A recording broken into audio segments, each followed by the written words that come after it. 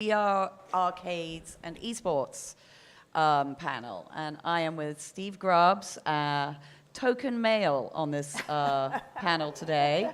We allowed him in from Victory VR. Obviously, the formidable Joanna Popper from HP. And on my right, I have Chanel Summers from VR Studios. And just before we start, I know Chanel has a video that we're going to play really quickly to start us off. And so perhaps you might want to take it away. Let's do it. Okay.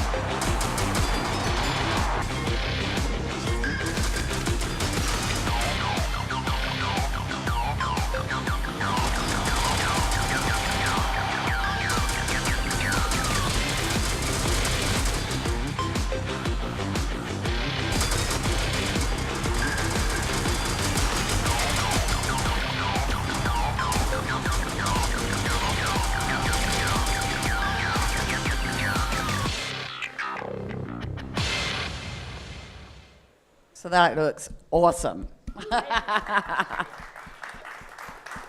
V-Arcade Power Play, everyone. Yeah.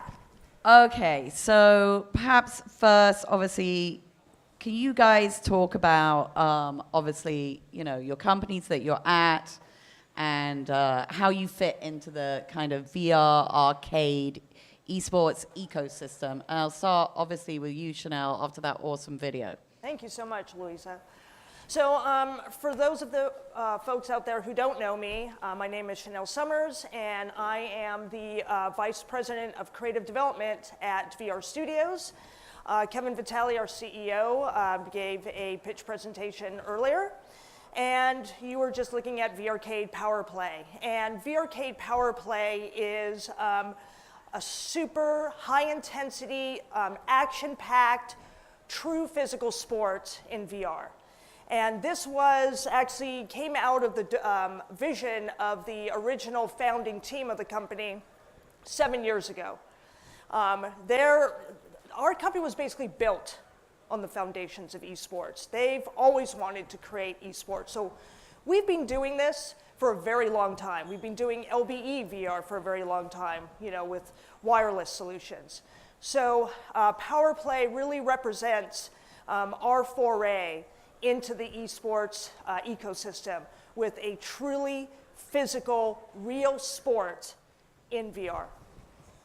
Fantastic. And Joanna, who is obviously our A-lister here. Now, I know you've We're all been A-listers here. I know you've been all over the world, and obviously you're with HP. And I know HP are actually doing things with the Virtual Athletic League.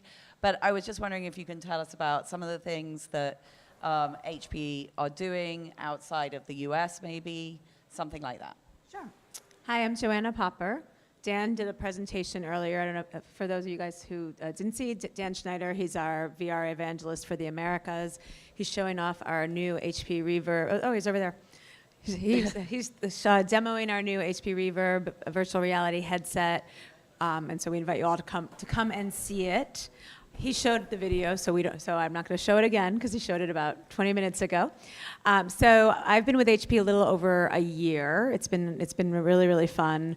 And I'm personally focused on the location-based entertainment business around the world. So we're working with many of the companies in this room, and we're really excited to be working with and partnering with many of the companies in this room on their needs on the hardware side, and looking at various other ventures as well.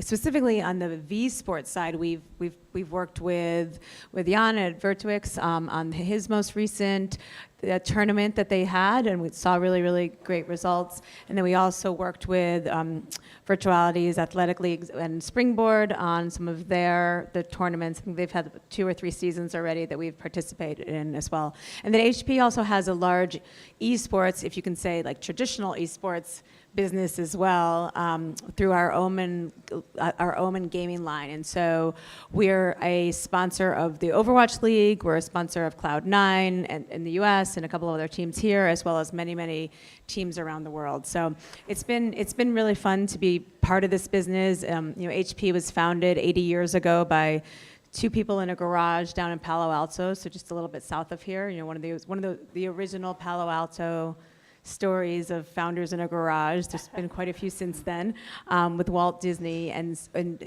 ever since then has been focused on inventing and reinventing the future and technology. And we see VR and immersive computing as being this next wave of computing. So it's really important for our company and to be working very closely with everyone in this room to keep creating that future. And Steve, Yes. over to you. Yes, thank you. So we have 2 companies that are in this space. Victory XR is a content creator, creates both virtual reality and augmented reality content. Our friends at Viveport, I saw them here a little bit earlier, were kind enough to recognize our frog dissection simulation as the best education reality title a couple weeks ago. So we appreciated that. At the same time, last August, we opened up sort of our petri dish. Paradigm is our location-based entertainment and training facility. So our view is a little different than most. We built a 100-seat esports arena inside the facility.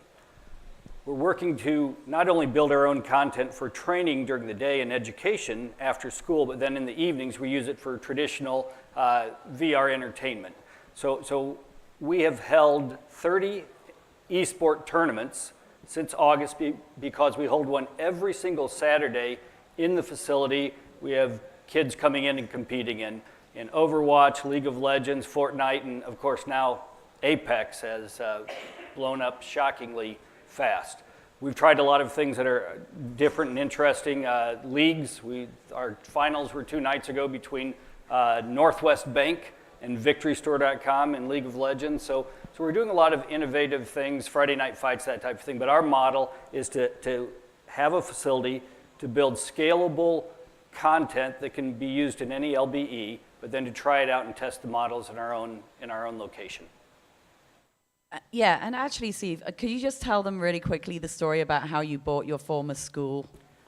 Well, I took my flag football team down to practice on the field, and there was a little sign that said, this school will be auctioned off on such and such a date. And so it was a sealed bid auction. So it was 26,000 square feet and 50 years old, 6 acres on the corner of an interstate and a state highway. So I bid $101,000. And they came back and said, you're the high bidder, but that's not enough money. And I said, well, this is Iowa. How much money do you need? And so I said 106,000. They said, it's all yours. So now we are building what we consider to be the best education VR content in the world in my former elementary school. And I sit in the teacher's lounge because now you're the teacher. Well, it's the only room that has a private bathroom. So that's my office. So I want to go back to Chanel for a minute and the repeatability of the game. First of all, is the game out in the wild yet? Have you got any kind of numbers? How many times can it be played in a different way? Perhaps you could just explain a little bit about that. For sure. Well, we have a really big rollout of the game that's happening right now through our Cineplex partnership, as well as we have some other really, really high-profile partners that we can't yet talk about that are going to be rolling it out as well, that are super excited about it. I also wanted to mention some other really tasty news that, I can't wait for us to talk about, but we have people coming with big IP that want to skin power play. And so there's a very sizable FEC doing a big event with a super coveted video game IP that PowerPlay is being redressed within. And so If you that's say Fortnite, I think everyone's going to lose it. it's another really, really, really huge one. So I think people are going to really lose it when we can talk about it. But replayability is a huge, huge thing for us. And PowerPlay, I did this at the Amusement Expo. I threw the gauntlet down and I was like, this is the most replayable game in VR. So between the things we designed in it, we're very big game designers. That's our roots. We come out of years and years of game design.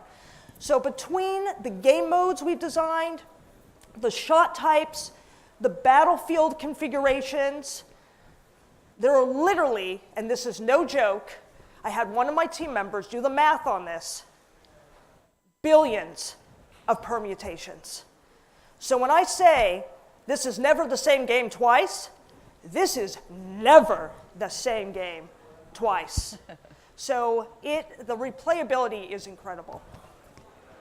So, and is this free roam as well, or? So this is a very strategic brand for our company. So this product cuts across all our systems. So it is free roam and wireless.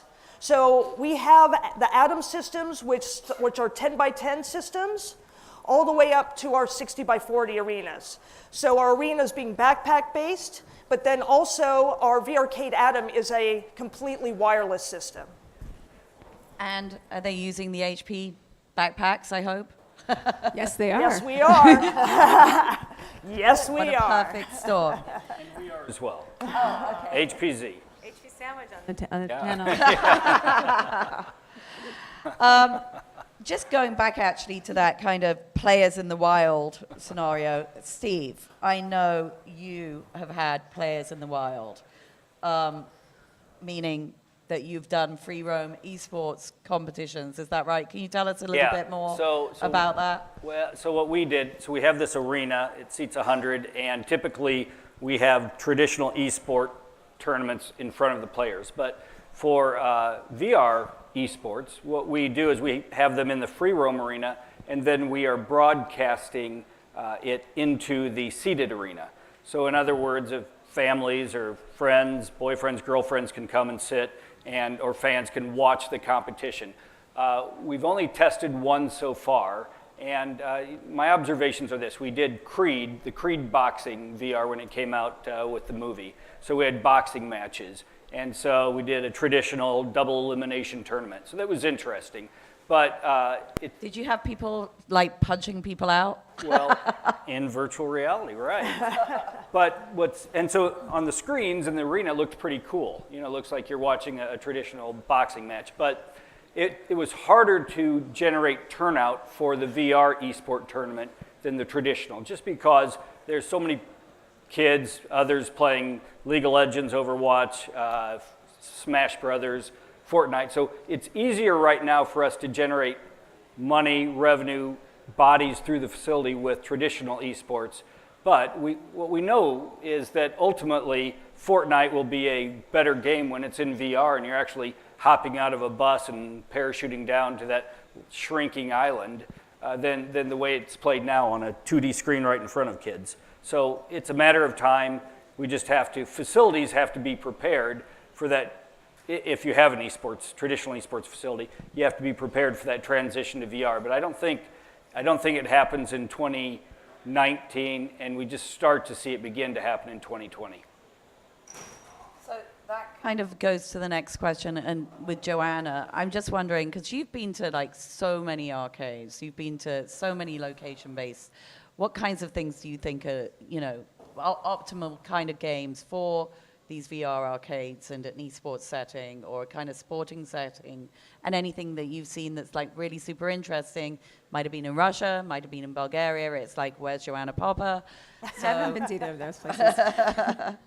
I don't think that there's one answer to that. I think that it depends on your environment and the type of content and the type of venue and the type of audience that you're targeting. So, for example, the work that these guys have been doing in Dave and Buster's, is targeting a very specific a specific target audience that would be probably different than the audience that would come and play Power Play in a different type of venue. So I don't think that there's one answer on one hand, and on the other hand, I think everyone is still kind of figuring out what is going to work the best in different venues, and as we educate the market on what this technology is. And so in some cases, it's easier to, maybe bringing something that does have a big IP, that the lift for the consumer isn't around, learning about the IP plus the technology plus the game mechanics. But in other cases, obviously we've seen, brand new IP like something like a Beat Saber that's working phenomenally well. So I wouldn't give any specific answer. I think it's a lot about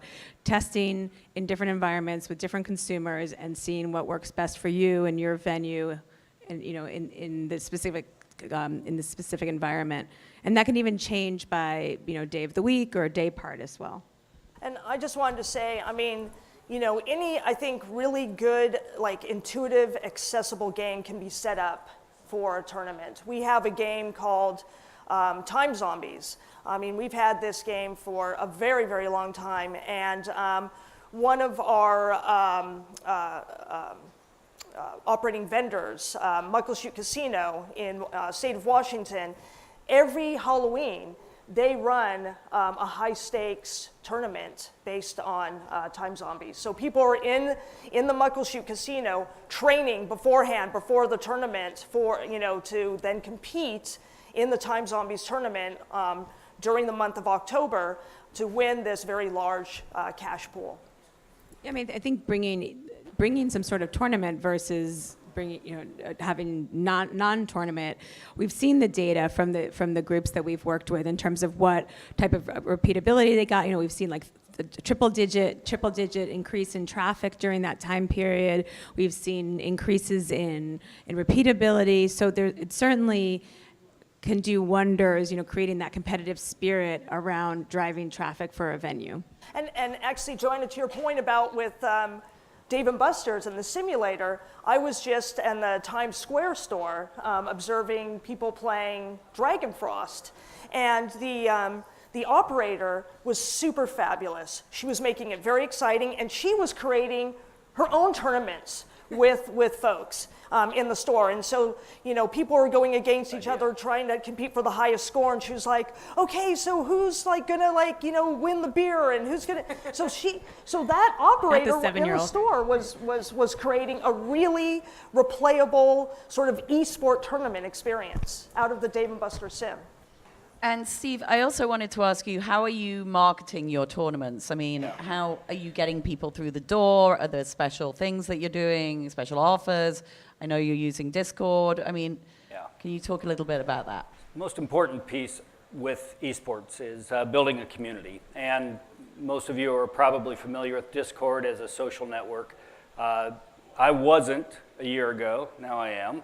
But Discord is very important. It's where gamers go to coalesce and to converse and that type of thing. So we force everybody who is going to participate in one of our esports tournaments to go into the Discord, and that builds community. And then initially our first month, our Fortnite tournament was huge, sell out, but then our next 3 were light. But slowly we built that community. So we use Discord for social media, but ironically, even though, and I know I said this in Las Vegas, but I'll say it again, I generally consider Facebook for parents and grandparents, but Facebook actually is a great medium to reach gamers, because you can target, you define your territory, you target whatever the game is, Smash Brothers or Overwatch or League of Legends or whatever, and you start hitting them. Plus, then you click the little box that says, okay, also drop it on their Instagram. And through that, we're able to drive a fair amount of signups to our sign-up page, and able to drive, literally, if we didn't have our esport traffic coming through our facility every week, we would be in a very difficult place in the business model. But the esport traffic drives virtual reality purchases, it drives concessions, and it drives conversation, because people are communicating about what they're doing, and they're very likely to hit their social media with their esport participation. So. I see a lot of people who come for esports who end up trying virtual reality and then coming back for more virtual reality? So yes, they come back more for the esports than the VR. They're more like, so what we do is once they come in for an esport tournament, they're going to be there for 6 to 8 hours, which is really nice contact time. So what we will then sell is a $30 all-you-can-eat VR pass for when they're not playing. And so that allows us, we're only charging, I think, depending on the tournament, $10 or $15 to sign up for the tournament, and then they throw an extra $10 into the prize pool. But then if we can, we want to upsell that extra $30 for VR or the pizza. VR or pizza? Well, I mean, F&B is obviously a huge part of this. I mean, what kind of percentage is that for you, actually? I'm just interested. It's about 20%. Yeah. We work every week to get it higher, and we just launched an esport jersey store where teams can customize their own jersey. This is all in its infancy. Most teams come in without a jersey or that type of thing, but ultimately, if they stick together, they're going to get one. So that's a part of it as well. And you get a few bucks from streaming, so that's a piece of it. But our sponsorships, the arena is named after the local college that has a pretty good esport team. They paid us for that, and then Respawn Gaming Chairs bought a sponsorship. So, you put it all together. We're not profitable yet, but we believe that once we get the day part corporate training piece in place, we almost certainly will. And I mean, just any kind of other future plans or secret squirrel things that you can tell us that you're up to? Oh, all I can just say is wait and see. The future is very bright. But what I will say is that we work very closely with our customers, and our customer needs are everything. So the things that they want to see as we're rolling stuff out, as ones are already rolled out, they're already coming to us going, hey, here's some things, some features we'd like to see in Power Play. Here's some things, here's certain types of tournament support we want to see in your attraction management platform. We are listening. This is being put on a roadmap. The whole thing is to keep iterating and making the product better and better and better. It is not just a one-off, and that's important. Well, you've got a billion ways to do it. So. Exactly. Joanna, what about Omen? Are they going to come into VR esports? I mean, they have money.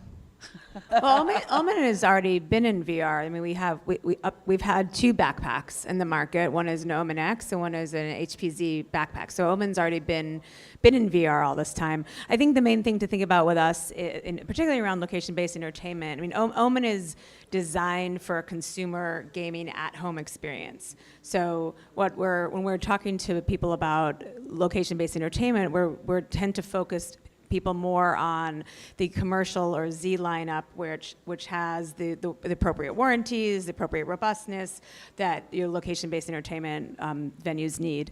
As far as the question of what's coming, I would say that we're really just getting started. You just announced 2 weeks ago our HP Reverb headset. We're super excited about it. It'll be shipping end of the month. It will be on sale in the U.S. very, very soon. We're counting down the days. Super excited about that. I think Dan said earlier, we probably have the most robust line, of any company, from backpacks to towers to laptops to headsets. But I would say, despite we already have the most robust line, we're just getting started. So look for lots more stuff coming from us soon. Can't wait. Steve? Give your secret. My final. Anything secret going on, or we need to know about that you can just share with a few of your friends? Here's what I would say. In the gaming industry, things go fast, but some stay. So 2 things that we've learned. We've learned a lot, but here are 2 that I'll share. First of all, if you can get people in that fast impact game, Beat Saber has been so far ahead of every other game in our arcade. It's just as far as being the first thing that people play. They get it within 2 minutes, and they're playing it, and it's working well, and they love the music. And people come back to play Beat Saber again. We currently use Springboard as our platform, which works well. We also, I'm encouraging my guys to also look at Viveport for a few of the titles that we can't get on Springboard. But right now they just want to stick with Springboard, so there's that. One other lesson is that as far as creating traffic, in us for esports, one of the best things that we did was we created Friday night fights. And it's not a tournament. Kids and people who play Smash Brothers or any of these fighting games, they come into our facility on Friday nights and they just load in there, and they're paying $5 to play, and then we get the F&B, and then hopefully we also sell a little bit of VR at the same time. So now we just created a gaming night for Thursday night and one for Wednesday night. So we're just creating these gaming nights where people of like interests come together.